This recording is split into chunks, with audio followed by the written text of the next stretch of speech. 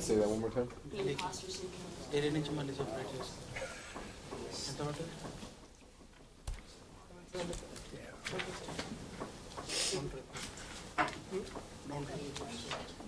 What other clients? Okay. Time to get started. How is the assignment 2 going? 2 is gone, right? How is 3 going? No idea? Okay. So what is the average number of hours you had to work for assignment 2? 2 hours. 3. 4. 3 to 4. That's good. As long as it's not more than 10, you're good. Mine was 10. Just kidding.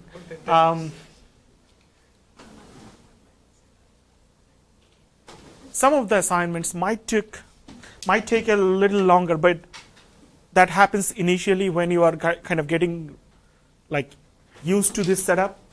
But then the next assignments that you keep doing, like you will get faster because you know now the process. You have to pre-process the data, split into training testing. You know the evaluation metrics, and all you need to do is to like implement some learning algorithm, right? So it will get better. Yeah. Okay. So last time we were talking about Perceptron, and this is the third machine learning model we were learning. So let's try to start a quiz, right?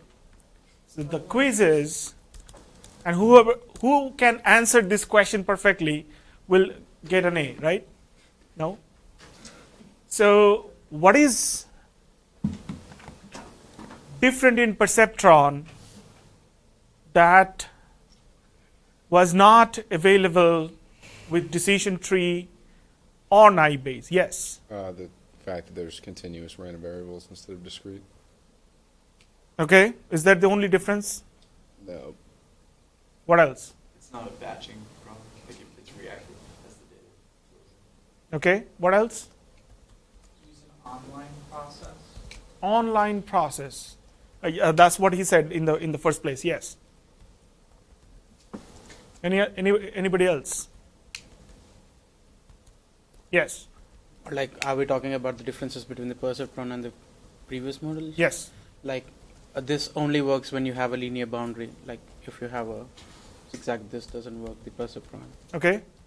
Yes. It perfectly classifies the training data. It perfectly classifies the training data. Always? Yes. Does it do it always? It's linear.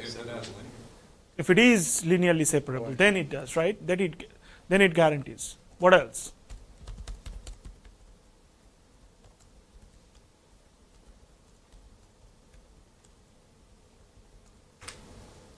You can just start classifying like the items without any prior knowledge. Like, you have an initial state whatsoever. Like, So unlike that's the other- online style of learning, right? Yeah. I mean, you can do that. Yes. Anything else?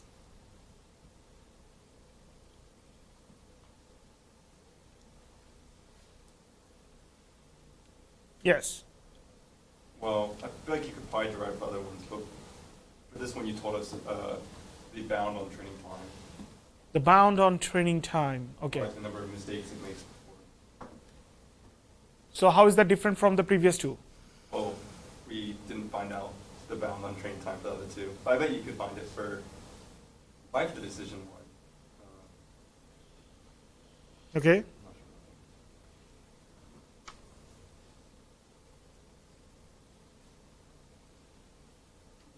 So all these are valid, but there is one critical difference between the naive Bayes model we have learned and the perceptron we are learning right now. Let's talk about this two first. So in Perceptron, we don't make any assumption on the distribution of the data. Okay? So for decision tree, the basic, like a big difference between decision tree and Perceptron is decision tree entirely works on discrete domain, and Perceptron works in a continuous domain. That's kind of the big difference between the two. If we look at Naive and Perceptron, Naive makes an assumption about the underlying data, right? It tries to learn that distribution of how the data is getting generated. Remember, in Naive, we were trying to model this. Probability of y given x is proportional to probability of x given y, probability of y. Remember? So we assume there is a prior distribution and there is a likelihood function. Right? So we were assuming there is some distribution that generates this target variable, and there is some other distribution, conditional distribution, that generates the data given our target class. Are we doing anything for like this for Perceptron?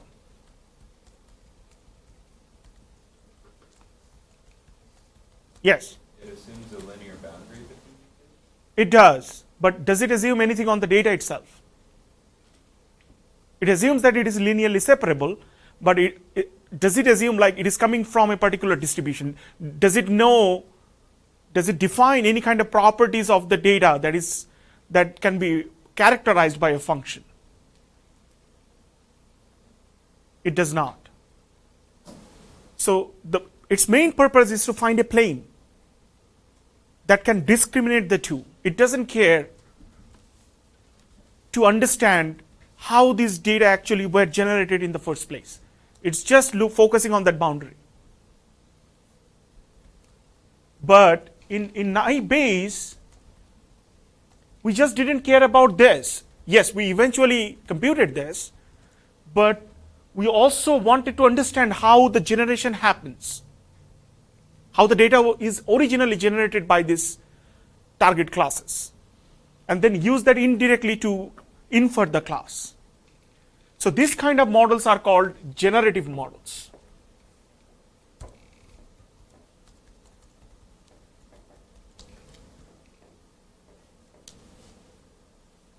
Where you try to model the generation of the data itself to understand the underlying distributions and all that, and then use that generative model to then further classify the examples. And the other type that we are learning right now in Perceptron, it's a discriminative model.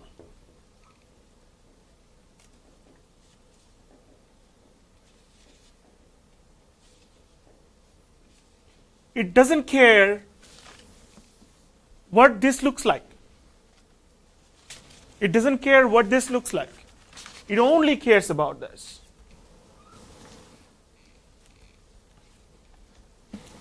It is only trying to look at a plane that can give us some idea about this. All right? So, decision tree, which one is that? Generative or discriminative? Generative. Why? Why generative? Because same like in naive base, instead of a likelihood function, we make decision based on the different parameters and entropy that gives us the clarity about whatever the outcome is. So, does decision tree give me some idea about this distribution? No? Does it give me idea about this distribution? No. No? Does it give me some idea about this? It does. Then what is it? It is discriminative, right? It is trying to discriminate based on some attribute. It is trying to find out the combination of attribute that can discriminate a particular example. Is that clear? The difference? Okay. So again, coming back to this perceptron, which is a discriminative classifier, we are trying to find out what should be the plane, and we have already shown the algorithm in the last class, like what are the update rules that actually converges to a desired solution. We also showed that it moves towards the right solution, what should be the right thing. But we didn't say in how many iterations, right? We had this theory that we said like it will reach to that feasible solution within this number of mistakes it sees. And today we are going to prove this. And the theory basically says if your data, and we defined margin. What was margin for a set of data points? What is the definition of margin for a set of data points? Room for error. Room for error. We need to be more specific. Yes? Like the maximum minimum distance from the decision. Maximum of the minimum distance so the plane that gives you the maximum of the minimum of distance from any point to that particular plane, right? That's what we defined as, it was a max-min problem, the margin, right? So now, this gamma basically says there exists a plane from which the minimum distance to any point is at least gamma. This is kind of the maximum difference, at least. And all points are inside within a ball, a sphere of radius r. If these two conditions hold, then the number of mistakes the perceptron will make will be bounded by this number. Okay? So you understand the notations r and gamma, right? So gamma is this thing, the separation. This is the gamma. Minimum, every point is at least gamma amount far away from this plane. And r is the radius of this ball. And now we are going to prove that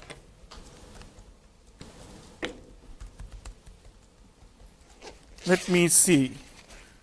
Yes, I got some notes I'll use today. But what we are going to prove is the number of mistakes that we make that will be bounded by this number. Okay?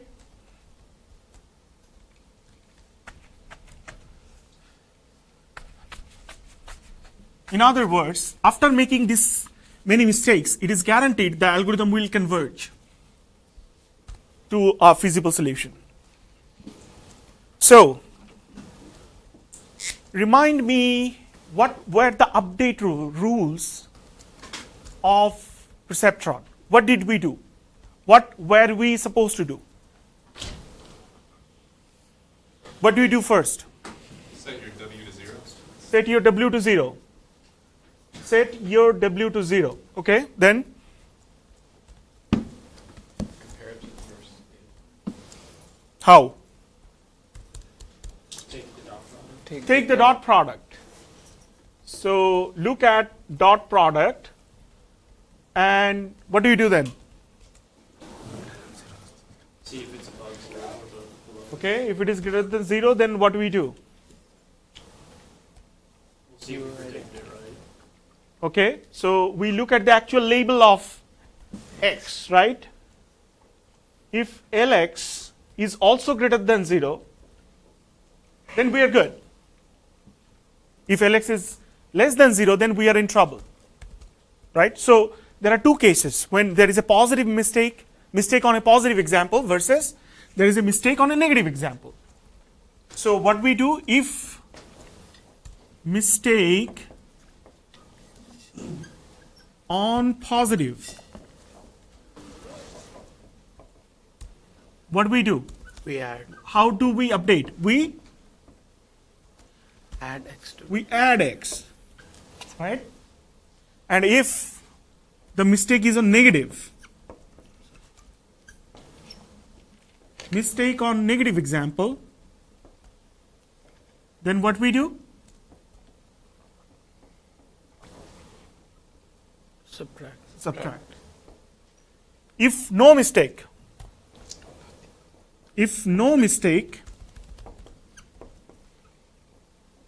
what do we do? continue. What? Continue as is. Yeah, do nothing.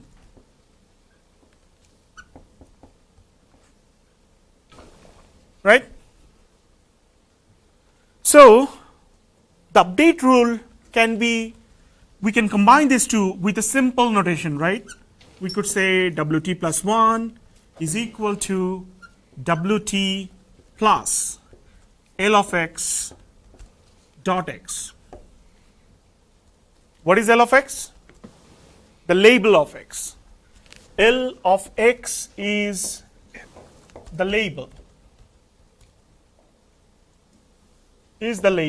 It could be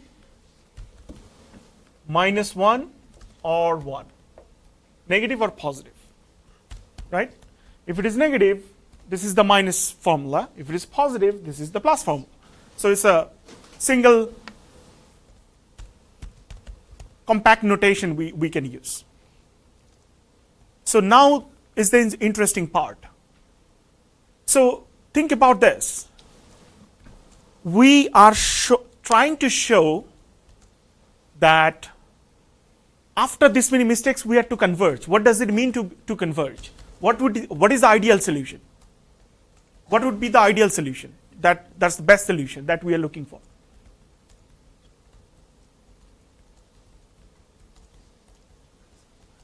What kind of decision plane is the best? Yes. A vertical one? A vertical one. Well, in this case, probably not. A vertical one is not the best one. One furthest away from all points? Yes, one that guarantees the maximum margin, right? That ensures maximum margin. That is the best solution we can get, right? Because the margin is defined by gamma. So one that gets us that gamma is the best one. So we are going to assume that the ideal solution we actually want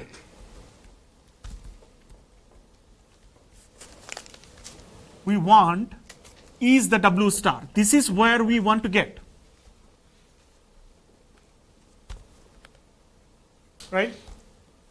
We're just defining this is our ideal solution. This is where we want to get. So we start from 0. We just need to show within m number of mistakes, we will reach here where m is bounded by that number. So we will make some updates to reach here after making certain mistakes and updates. And that mistakes will be bounded by this number.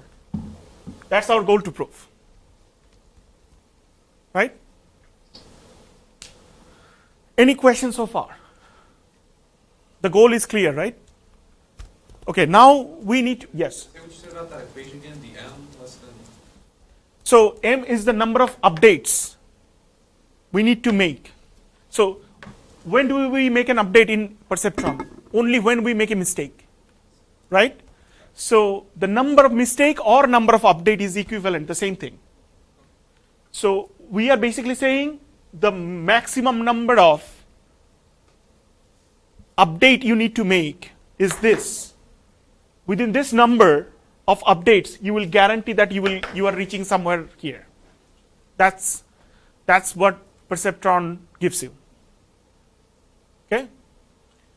So now the question is, how do I know I am reaching closer to this, right?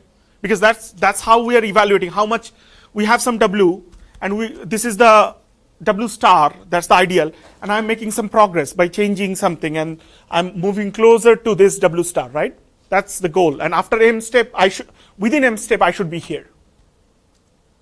But how do you know how close are you to W star? What do you do for vectors? How do you know two vectors are close? Yes? You can subtract them and find the magnitude of the vectors that was between them.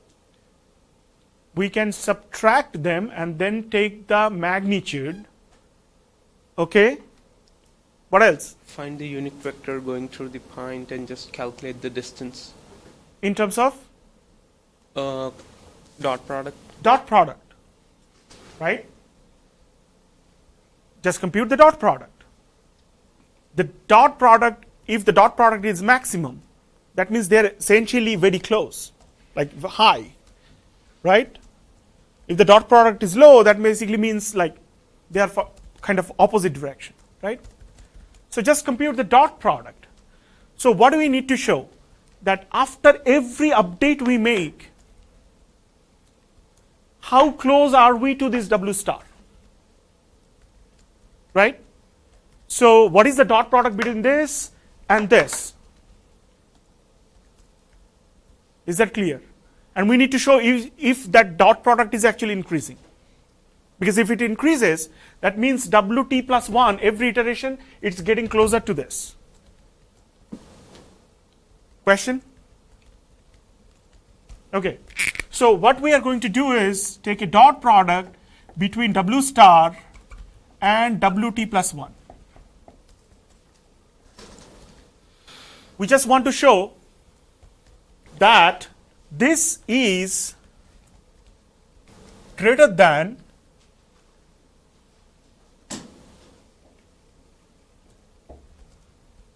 this first, right? We want to show that it is moving towards the right direction because we want to increase the dot product between these two vectors, right? If it is decreasing, then there is no point. Our goal is to reach to the ideal solution. And the dot product defines how close are you to the ideal solution, right? So let's see what this means. Let's replace this formula, this, with this, right? This is the update we actually use. So Wt plus Lx dot x, right? Which is equal to W star dot Wt plus W star dot Lx. I mean Lx will come here because it's a scalar, dot x.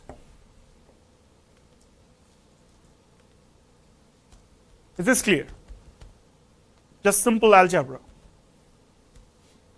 right? Question on this?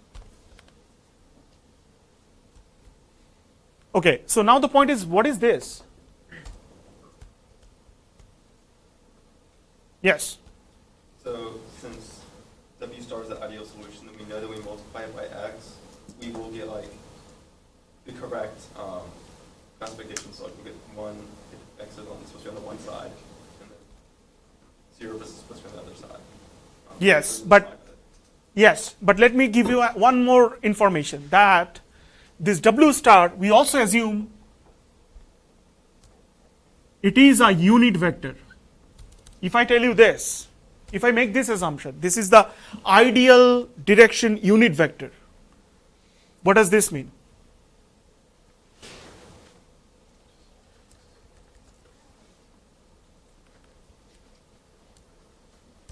A plane orthogonal to the ideal plane. The plane orthogonal to the ideal plane. Think about two vectors. Vector A, vector B, right? If we multiply, if we take, let's say the unit vector B is this, and if we take a dot product of A dot B, What does that mean? They're perpendicular. Do they mean they are perpendicular? If it's in 1, then it is perpendicular.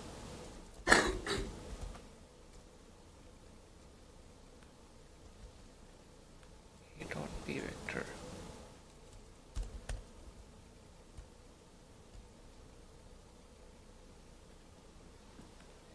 Are we calculating the distance between Distance between what? the vector A and unit vector B? A dot B? Sure, but here you are looking at one vector dot product with a unit vector. What does this mean? So you remember, if this angle is theta,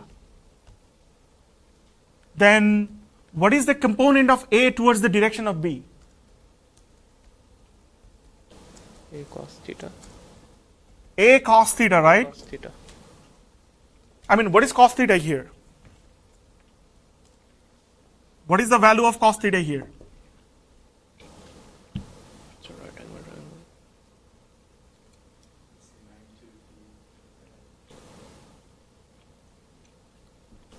triangle. B by A. Right? Yes. Right? Yes. Now, the component, it's, if you want to take the angle, so unit vector of B, unit vector of A, right? So, A cos theta is essentially the unit vector towards B, right? Is that clear? So, if you take this vector, what you get in terms of the value of A dot B unit vector? That's the question.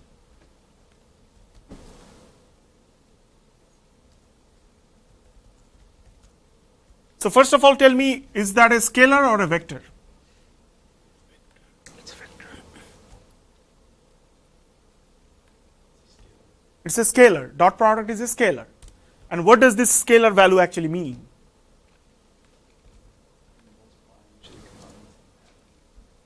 It basically means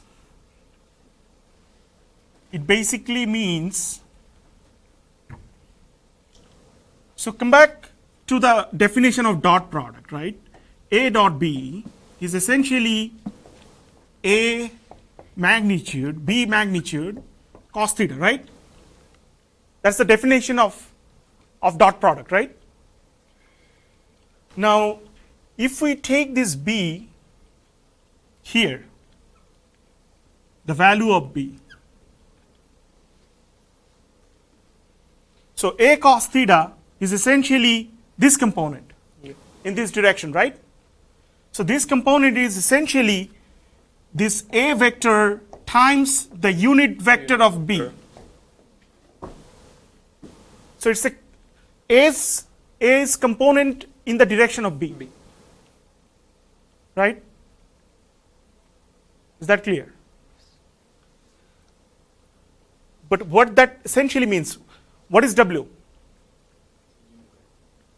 W is a unit vector, and what else is W? The ideal solution, the decision plane. But is W the decision plane exactly, or is it something else to that? It's perpendicular to that. So if I'm looking at the component of X towards the perpendicular, that basically means I am computing the distance of that vector from the decision plane. So think about this. This is the decision plane, right? Right? What is perpendicular to this? This is perpendicular to this, right? This is the W star. This is the ideal decision plane, P star. Then this is the W star, right? Now you have a point here, X, right? Now you want to know what is x's component in this direction, right? So you're essentially computing this distance. So x dot w star is going to give you this distance. How far this point is from this plane. By definition, what is that? What is the minimum value of that? What have we assumed? Gamma. At least gamma, because we know points are separated by at least gamma. That is the definition, that is the assumption. This distance has to be greater than gamma. That's what we assumed. Because this essentially means we are essentially this part, and note this one here, because W star is ideal. So for positive cases, you will actually get a positive sign, and here Lx will be positive, right? For the negative cases, this will give you a negative value because this is ideal, and you will again get a negative, so the positive sign holds, right? So actually you can get rid of this Lx, but because of the definition of W star. And W star dot x is essentially x's distance from the ideal decision plane. How far x is from this ideal decision plane, where W star is not the decision plane itself, it's the vector, unit vector that is orthogonal to the Decision plane. actual decision plane. So this is the actual decision plane. This is the orthogonal plane, and this is the point x. We want to know how this, if we draw a perpendicular on this, so this is basically along this perpendicular direction, what is the component of x? How far it is? Is that clear? Okay. And then by definition, this distance has to be greater than gamma. Yes, that's what we assumed. Good. So this has to be greater than W star dot Wt plus gamma. Is that clear?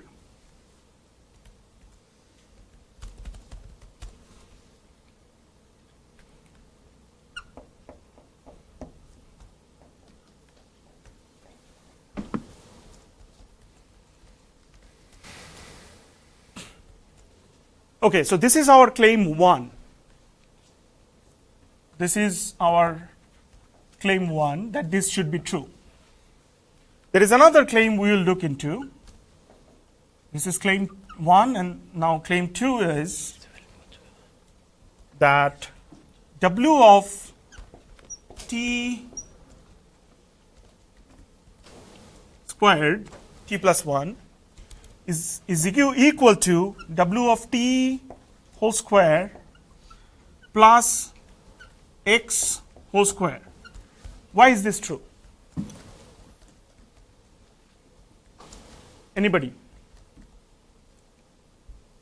Actually, let me go to this formula and update this. Lx dot x whole square.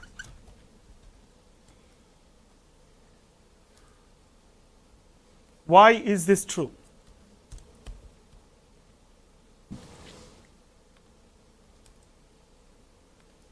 Anybody? How does it, what does it look like? Geometry. Yes. Oh, what does it look like? I'm not sure what it looks like geometry. Pythagoras. It's Pythagorean, right? Yes. Why can we apply Pythagorean here? Because how do we update? We have a vector Wt like this, and the update we do is essentially adding another vector on top of this, like x, right? And you get the new vector, which is Wt plus 1, right?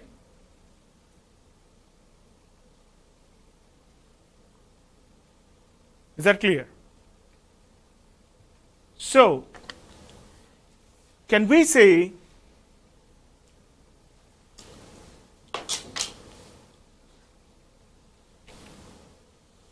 but can we really say this? How about this vector? This is WT, this is X. So WT plus 1 becomes something like this. Can we really say this? But what can we say? So it's exactly not equal, but at least from the formula of Pythagorean, we can write something here. What is that? Less than or equal to? What? Less than or? Equal to. Equal to. Okay. Sounds good? All right. Now, if I take a square of Lx, what does that become?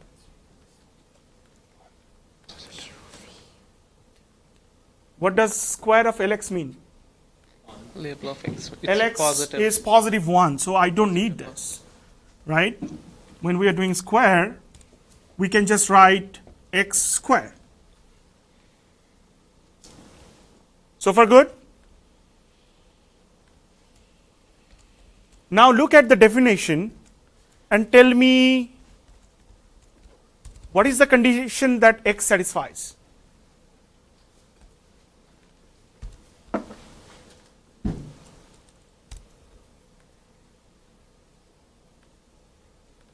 What is the condition that x has to satisfy? It has to be within the sphere.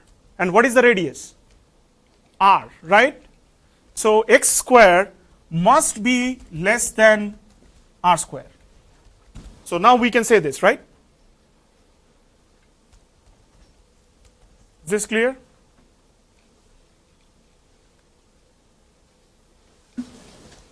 These are just coming because of the conditions we have mentioned, like these are true. That's why x has to be within the sphere. So the magnitude of x has to be less than r. Okay?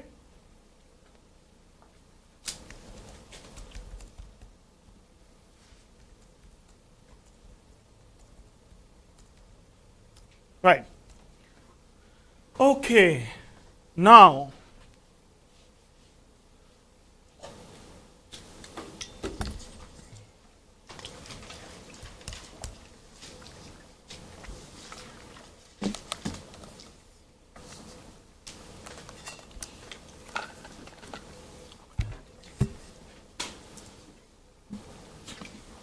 let's talk about M updates, right? M mistakes. So this is going to happen in every iteration, right? T plus 1 and T, we are looking at how each iteration changes, right? How each update will make an effect. But what happens after M mistakes?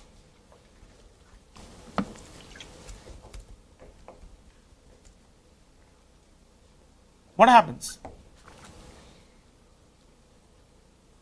Convergence. Yeah, so we have to prove that. So what happens? So for example, what is our initial W? 0. 0. Everything is 0. Okay? So if I repeatedly apply this formula, because we are updating WT plus 1 every time, so the dot product between the two, initially this WT is what? 0, right? So the dot product is what? Only R. Only R. Gamma. gamma, right? So the dot product increases by gamma at least after the first update. So after M updates, what happens? It should After M updates, what happens to W star dot W M plus 1? be greater than or equal to M gamma. Greater than or equals to M gamma, because every time at least it increases by gamma. Clear? Okay. What happens here? So initially, WT is what? 0. 0. So we can get rid of this. So after m iterations,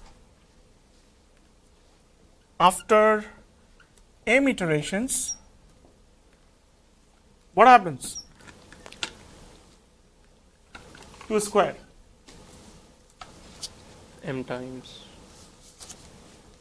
It has to be m times r square, right? Because every time it is bounded, and r is just it's not a vector, right? We don't even need the double modular sign, right? This is just a scalar value, mr square.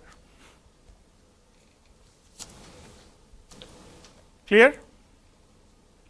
That means this, if we just take a square root, this will be r root over m. Okay? Now, one more last thing. Can we say m plus 1 is less than equals to w star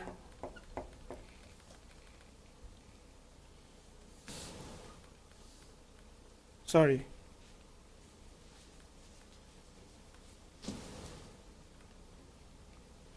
Can we say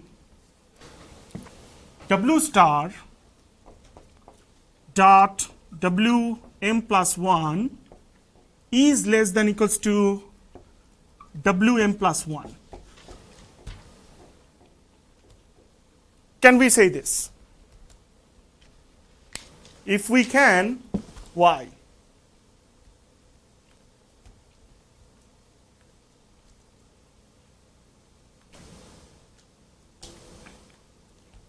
Anybody? Why can we say this? What does this mean? This vector. What does this part mean on the right hand side? It's positive. It's positive, but what is the meaning of this? Yes. Magnitude of W. The magnitude of Wm plus 1, right? That is the magnitude of this vector. What is this? Distance, Dot product. the dot product. Dot product between what? The unit vector and the Okay, so this is, so the dot product means what? distance, maybe. Distance Scalar of? value.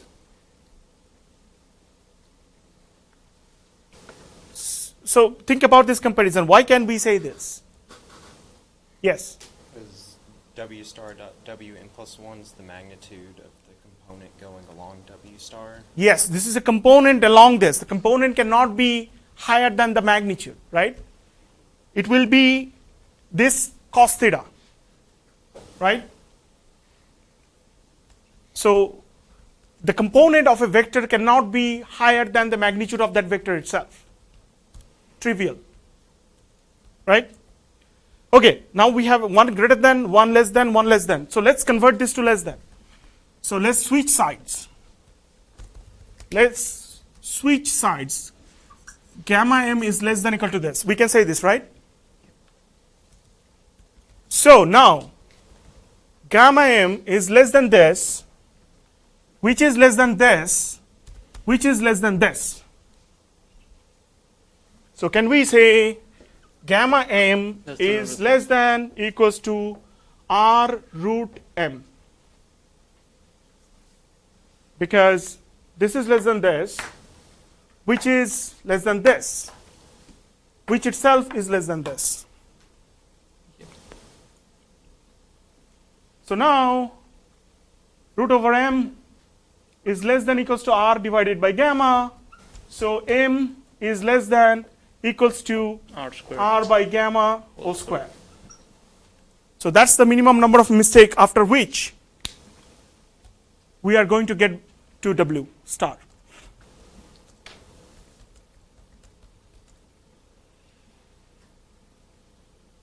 All right? Questions?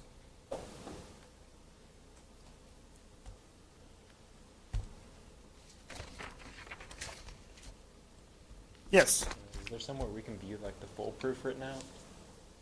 The full proof of this? Yeah. I have already uploaded my notes in the on the canvas. Okay. Yeah, it's not like super clean, but these are the steps I followed are there as a like scanned note. Yes. I'm not sure I understand the definition of whether all the points fit within a sphere. If the points are more spread out, don't you just make the sphere bigger? Yes. Okay, I see. I think I misunderstood that. Okay. So as long as if you have a bigger sphere, that basically means you might need more iterations to converge. That's it.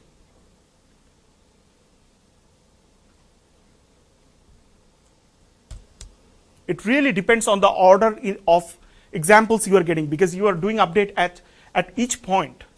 At which order you are getting the examples also dictates how you do the updates. But then, no matter in what order you get it, after m mistakes, you will be guaranteed to converge to a feasible solution.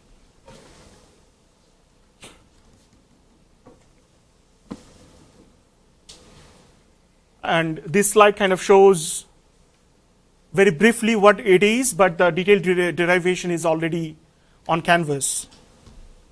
Okay?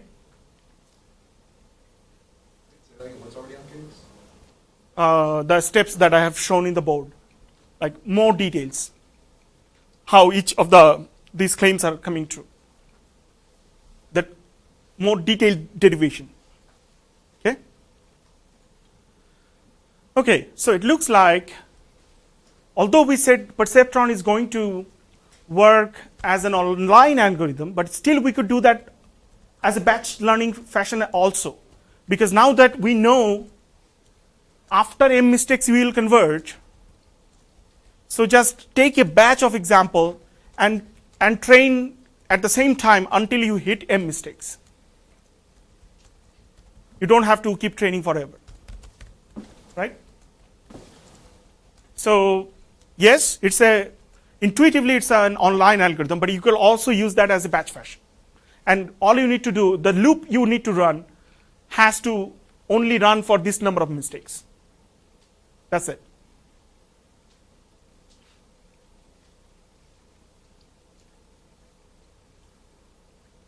But here is a question, right? So far, so life is good, we have proved and we have an algorithm to learn, but are we done? And the obvious answer is no. Why? Yes. It requires data to be linear, separate. Linearly separable, which is kind of like, it's like a crash at the very beginning, right? We kind of showed this algorithm works, but that works on a very unrealistic setup. And most likely, no data in real life is actually linearly separable. I mean, if it is linearly separable, we probably don't need machine learning for it. We can just, our intuition is enough. So how is this helping? Well, it helps because we took one step forward, but we need to take into account what happens if data is not linearly separable. For example, let's say I have a data that looks like this.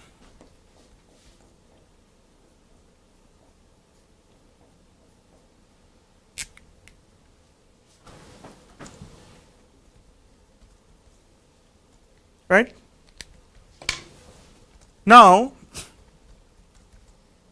would you agree that this is still a reasonable decision boundary? Maybe this point is a misreading, maybe a noisy data point, or maybe it's correct, but because we cannot find a linear decision plane, it actually like minimizes the error, right? I mean, it looks like a decent model. Can Perceptron learn this kind of models? No. Right? It cannot. So, because of the way it is learning, right? Now the question is, instead of because its goal is to clearly separate out the condition it iterates on is basically proper separation of the two classes of the data. But if I change the objective, not by saying, okay, you don't have to, just show me, well, still that point is still valid, but show me a decision plane, show me a decision plane for which I can do minimal correction in my data. For example, if I just switch this data to here, I should be good. Right? If I frame this problem this way, that you don't have to stick to the original data, you can kind of flip your data a little bit here and there, and then try to maximize the margin. So you try to find a maximum margin possible given minimal swapping and moving of the data. That is what support vector machine is. Okay? We are going to learn support vector machine after the midterm, but I bet you will not remember, but at that time, I'll tell you again. But the whole point is, that's where support vector machine comes in. But even that, think about data like this.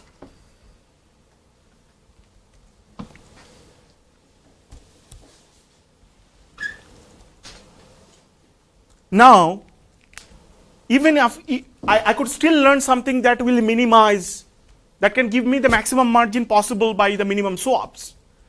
But does that really help me? Because the data is so, what is it called? I'm struggling with English here.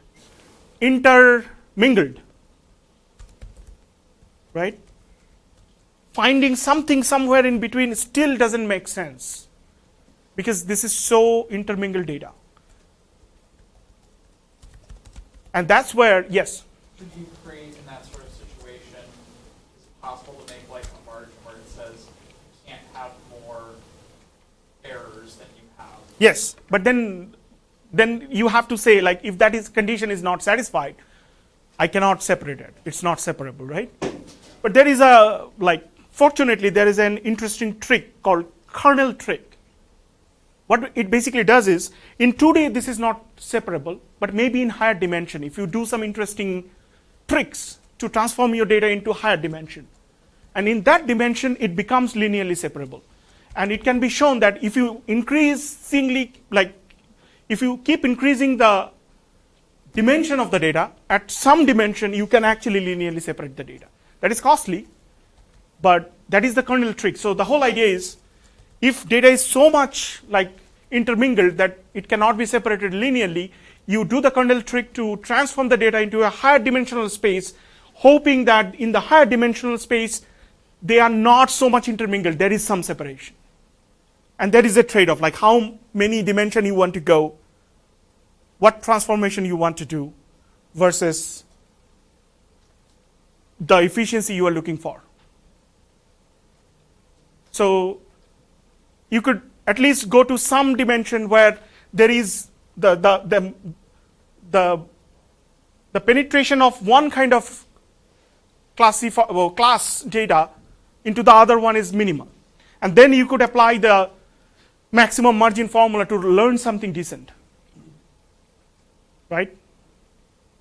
And that will give you a solution that works in real life. And that basically, after you do all these tricks, you get a SVM with kernel trick that works on real world data. And guess what? Almost nobody uses that today.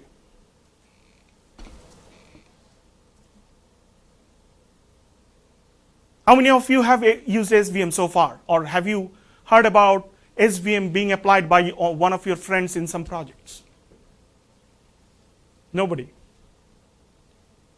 Why? We will revisit this why after midterm, okay? So but that is something that was still popular in the maybe like 15 years ago. People were using it a lot, support vector machines. But then deep learning took over, right? Neural networks. Why? It will be clear once we talk about how SVM and neural networks actually work. But before going there, we'll stop here and go to our next topic, which is going to be another classifier we are going to learn, which is a slightly better than this. And to be honest, still works till today to some extent.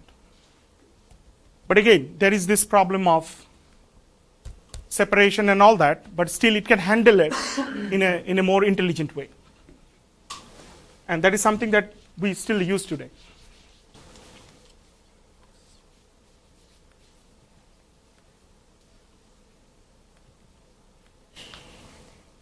Any question on this?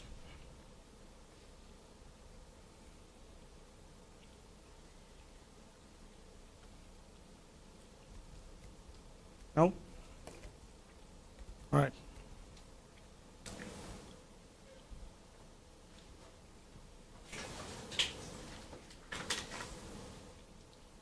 Not this one I wanted to copy.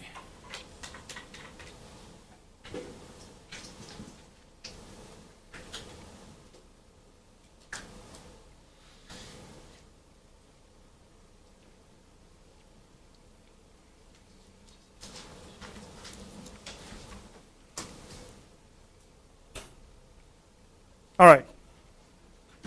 So we are going to introduce logistic regression. Regression now.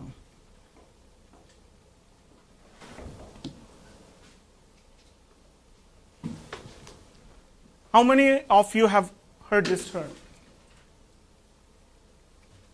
How many of you have never heard this term? Okay. How many of you have never heard about regression? So everybody has heard about regression. Okay. No? Okay.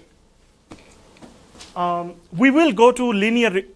When we talk about regression, it's basically we talk about continuous variable prediction. And the first thing you learn in a class is when you are taught regression is linear regression. And we have that covered after this one. The reason that we cover logistic regression before that is to connect with what we have learned so far. So originally, regression is predicting a continuous variable. So predicting the stock market price, right? Predicting the temperature tomorrow. Predicting amount of deaths related to COVID-19 in a month. Those kind of problems are regression problems. But then regression is for continuous variable, which is not a classification task. But there is another version, a slight modification of that problem, which we call logistic regression, where we apply a logit function on the regression task to make it a classification problem. Because what is the difference between classification and regression? Now so far we have been talking about one problem, classification, and multiple methods. But now we are talking about different problems in machine learning. One problem is classification. All the three models we have learned so far. Are they regression or classification models? Classification. They are classification model. What is the difference between classification problem and regression problem? Yes? Classification has a discrete output. There's just a set number of outputs you can have. Regression? One of them. And the regression, I'm assuming you have discrete outputs. Is that clear to everyone? In regression, you have an infinite set of possibilities, right? It's a continuous variable. you are trying to predict the value. It's almost impossible to predict the exact value because of the way the values are. It's real value.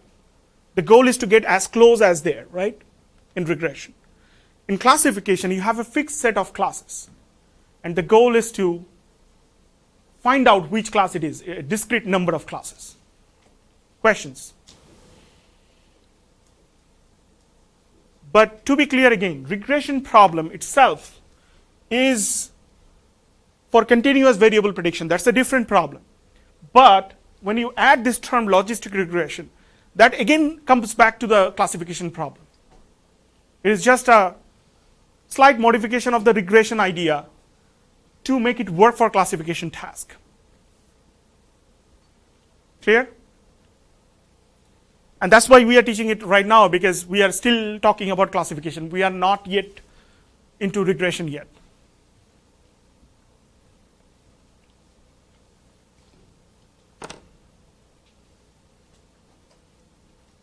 Questions? Okay, so coming back to naive Bayes, and we talked about this. So can somebody tell me why naive Bayes? This is the basic naive Bayes classifier we have already learned, right? And that multiplication is the independence assumption. That's why we can do a multiplication over the individual random variables. But the point is, why is this a generative model? I just explained at the beginning of the class, so now I want to hear from you. Why do you think naive Bayes is a generative model?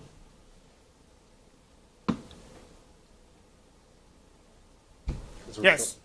Yeah, go ahead. Because we're trying to understand like the distribution of the data and not just kind of our end target variable. We want to know how it was created as well. Yes. So the whole answer is basically you need to know this. The distributions. Right? Of the data itself, the likelihood, the priors, to actually predict the label. You are kind of trying to understand it more deeply in that sense. You want to understand the distribution, where it is coming from, as well as how to classify it, right? So logistic regression, on the other hand, is again another discriminative classifier.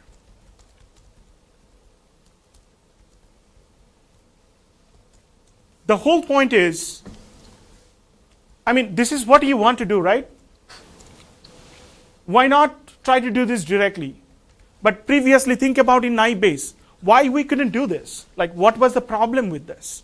I mean, that's what we want to do, but we couldn't directly learn this. We had to learn the distribution and indirectly convert the problem into likelihood and priors and multiply their probabilities to compute a posterior. Why did we have to do this? I mean, why cannot we learn this directly? Yes? Because the number was too huge. The number is too huge, and each data point x is unique. I mean, in order to do probability estimation, you need many, many samples. How do you get many samples of x? I mean, that's just the x, that's the data. Right? That was the problem why we flipped it. Because you can get many, many examples of a class, but you cannot get many, many examples of an example. Because that is an example. Right? So now researchers have thought about, okay, I cannot directly compute this, but what else can I do? Because eventually I only care about this. If our task or our motivation or application is only focused on this, then why do I waste my time and energy computing the probability of x distributions? That's the point. There may be applications where you need to understand the distribution of the data. But if that is not the goal, then the point is, why do I care? Because that's my goal. So I will try to optimize for this, but I cannot do this directly. I will have to do some trick. The idea is maybe I cannot learn the distribution of probability of y given x, but perhaps I can transform x to something else that might give me a better idea about the probability of y. We will do some transformation. And that's what logistic regression does. By applying this transformation which is called the sigmoid function. Okay? So now let's connect to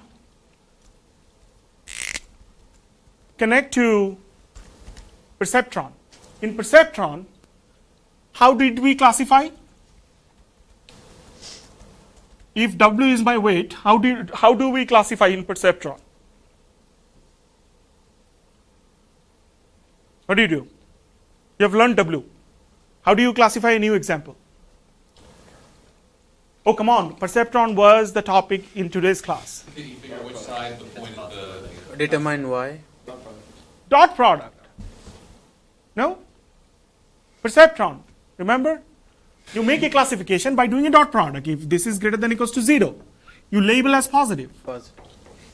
If this is less than 0, that is negative. That is perceptron. Once you have learned the W weights. Right? So what is this W dot X? It is essentially a dot product between two vectors. So the vectors, what you essentially do is, it was like this. Wi, are they using J or I? I. Okay. Xi over all the I. Right?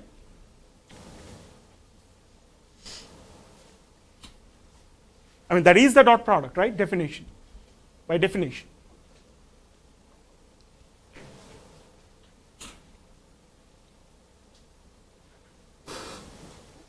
So now, in logistic regression, what we are going to do is, see, one problem with this, I mean, what value do you get? Like, what is the domain of the value of this formula? What kind of values can you get?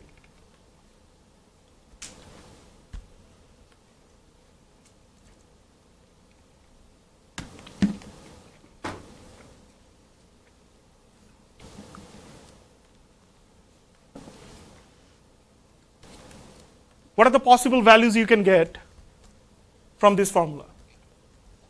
W naught and above. What? Greater than W naught. Greater than W and I. W naught. Greater than W naught. Yeah. Okay.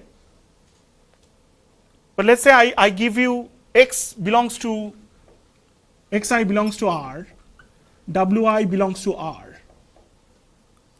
What kind of value this function will give you? Any real number? Real number. Yes. So this function will belong to the real valued vector space. What did we do for perceptron to make a decision? We had an if-else condition. If it is greater than 0, then this.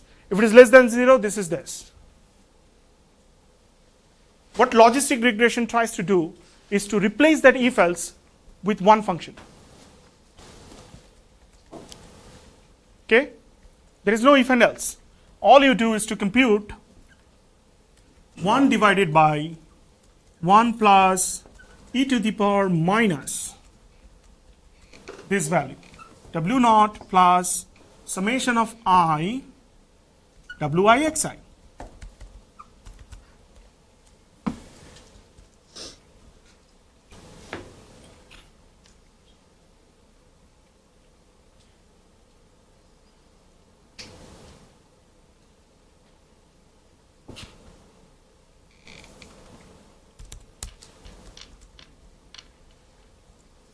And the question is, why do I want to do this? I could just write an if and else, and we will see how this benefits. But the whole point is, instead of computing this and making an if and else, I could still compute this. This is the same thing here.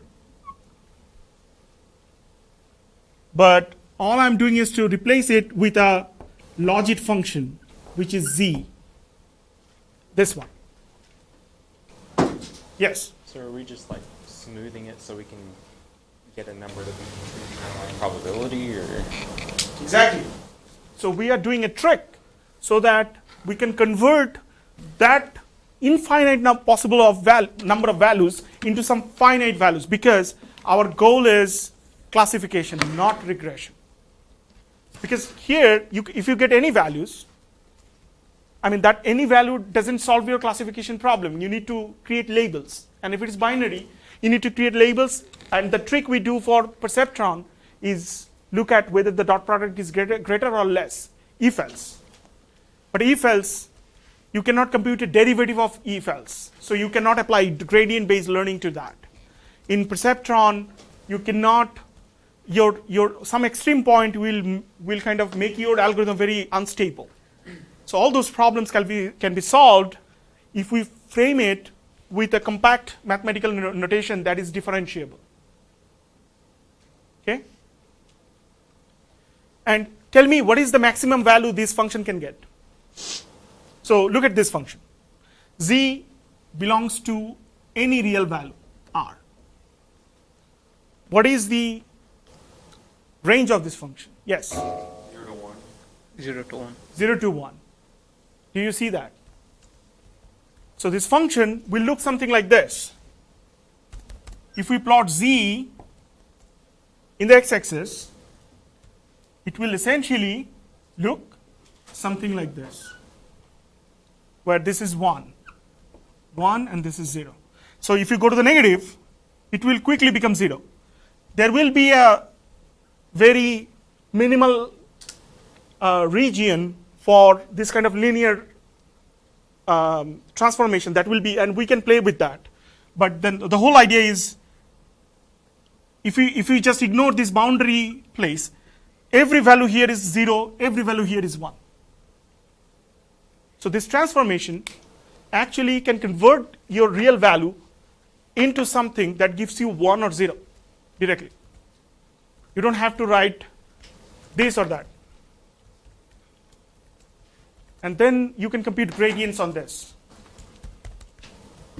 And we'll show like why do we want to compute gradient, how that solves our problem. But for now, the whole idea is we define this label, and this label is also good because you can now convert it between 0 and 1, which is what directly matches with the idea of what? What is the thing that is always bounded between 0 to 1? Probability. Probability, right? So now you can treat these numbers as probabilities because it's always bounded between 0 to 1. And you can normalize them to sum them to 1. So now your regression has been transformed using an exponential function that you can treat as a probability for classes. That helps you apply probabilistic intuition to classification problems. And the way they define in logistic regression is, what is the probability that y equals to 1 given x is equal to this function? Because previously all you could say is, if this is greater than 0, this is positive. And the number that is, the point that is here is positive. The number that is here is also positive, but there is no direct probability you can assign to how positive this number is, how confident are you in the labeling. Now you can assign confidence labels based on these probability numbers, and it's bounded. Now you have a bounded function, bounded continuous function. Okay?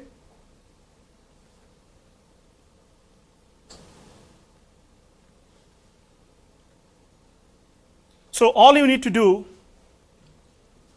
so if probability of y equals to 1 is this, tell me what is probability of y equals to 0 given x. What is that? 1 minus 1. 1 minus that, 1 right? minus. So 1 minus 1 divided by 1 plus e to the power minus z. Let me just replace z with this. So that basically means 1 plus e to the power minus z minus 1 divided by 1 plus e to the power minus z, which is essentially E power minus z. process out E power minus z. e to the power minus z. So this is the probability of 0, this is the probability of 1, which sums to 1. Okay? We'll continue this in the next lecture. And we'll derive how to learn a W or with this kind of logit functions. All right, thank you very much. 223 give up. ఆ chewing gum లేకపోతే నేను 223